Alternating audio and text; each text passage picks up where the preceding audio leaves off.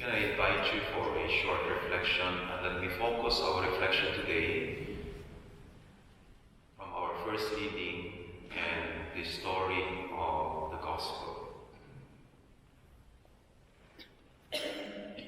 If you come to think about it, we have problems in life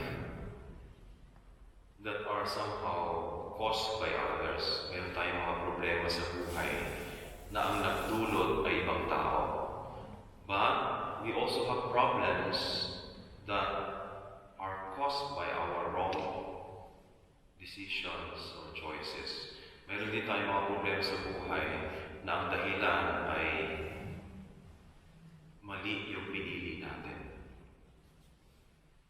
And I would like to use a personal story and experience to explain this. When I was in theology, preparing to become a priest, I was already in the last stage of my formation. I was already in third year theology. That means in 2 years I will already become a priest. But something happened that significantly changed my life. Just one small, stupid decision. In one of our subjects in theology, which is canon law, during our final examination, it was a take-home exam. I made a very stupid decision. I allowed my classmate, when I was already finished with my test paper, I allowed him to look at my test paper and copy my answers. And I didn't know that he copied my answers. Kasi mabait na ako, sige, tignan mo na, para may idea ka rin. You know, after 1 week, so the professor gave us the result of our exams. I did not receive my test paper. I was so worried. Then, after everybody got their test paper, we were called by our professor in his office. And then he said, "Sit down." I discovered from your test paper that your answers are the same. Almost all your answers are the same. So, who copied who? Namumutla na ako noon. Parang magkukulaps na ako. And I said to my professor, certainly it was not me. I'm confident pa. And my classmate said, admitted, it was I who copied his answer. And the professor looked at us and said, you are aware, and you fully know that this, what you did, is actually a form of cheating. And you can be automatically expelled from the seminary because of this. To cut the story short, I was not expelled. But my classmate was sent for a regency for 1 year, and then eventually he did not become a priest. But the tragic thing about this is that I got a 75 grade for my canon law subject.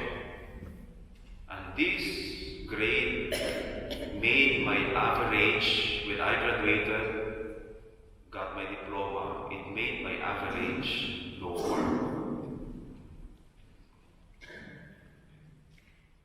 But I was still grateful to my professor. My professor had a compassion on me.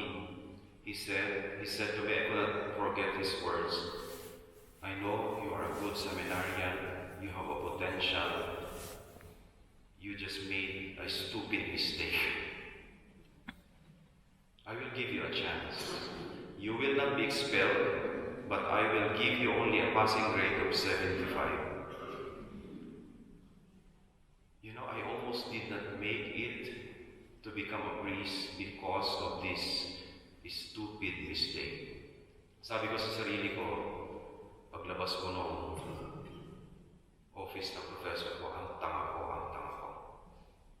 Pero sabi ko doon sa classmate ko, mas tanga ka. Kasi pati yung sagot ko na mali, kinopya mo.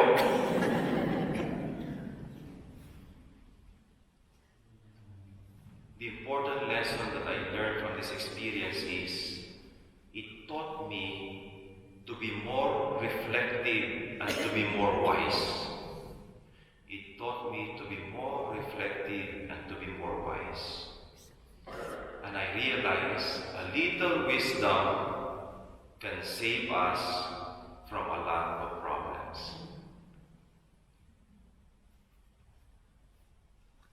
Kahit ang kaunting tulong lang, maliligtas ka niya sa maraming problema. The first reading says, "For taking thought of wisdom is the perfection of prudence." Hanapin mo ang karunungan at matatahimik ang iyong kalooban. I used to celebrate Mass in prison in Alaminos. And I know that all those inside this prison have made a stupid, terrible mistake in their life. But as I listen every month, after I celebrate the Mass with them, I talk to them, as I listen to their stories, I feel that they have a chance to reform their life, to get out of this prison, and to become better, to become wiser. And some did. But I am always frustrated every time I hear a prisoner who was given a chance to go back to his normal life outside, but after several months, he is involved again in another crime, even worse than what he did before. And I could not always forget this because, I see in them, there is no awareness, there is no reflection. In other words, they have a chance, but they wasted it. No, they learned nothing. I see that, I get frustrated and angry. In the story of Jesus, we are not talking about a momentary lapse of memory on the part of the foolish bridesmaids. This is not only about forgetting to bring extra oil for their lamps. Parang maganda yung Tagalog na salita natin. Ano ang tawag niyo sa ganito? Nakalimutan magdala ng langis para sa lampara. Hindi na makakalimutin eh. Ang tawag natin, di ba? Sorry for the word, tanga. Di ba yung sinabi ko sa sarili ko na pinakopya ko classmate ko ng tao. This is not only about forgetting something important. It is actually about two different attitudes. The wise maids were very serious about their goal because they know this is only a chance of a lifetime. Minsan lang mangyayari ito. This will never be repeated again. It is a never to be repeated opportunity to meet the bridegroom. But for the foolish bridesmaids, they did not take it seriously. They were just there to enjoy and to have fun. They did not realize it was a serious business.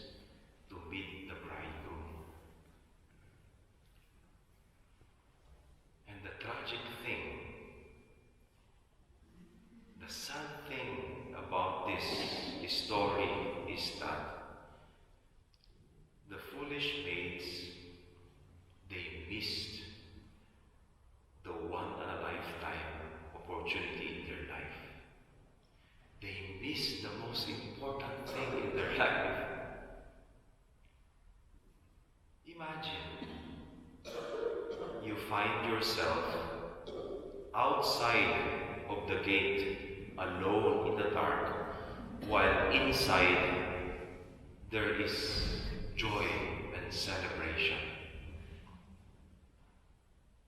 The tragic and sad thing is that they missed the very reason why they were there in the first place. They missed their important goal. I will now end our reflection with a story in Tagalog. Narinig ko lang ito kay Father Dave Concepcion. Ito ay tungkol sa isang tao na pumasok sa sinihan para manood ng sine. Tapos nakalagay doon sa sinihan, no smoking. Pero pagdating niya doon sa loob, naku, nanigarilyo siya. Tapos umalingasaw yung usok ng sigarilyo, pumasok, nagtawag ngayon ng security, kinuha siya sa labas. Sabi ng security, hindi mo ba alam na bawal manigarilyo dito sa loob ng sinihan? Nababasa mo ba yun? Oo, sabi niya. O ano nababasa mo? Now showing. Nagpalusot pa. Sabihin mo sa katabi mo, feeling mo makakalusot ka. We are like these waiting bridesmaids. Let us reflect for a moment and ponder on the lesson of the story of Jesus.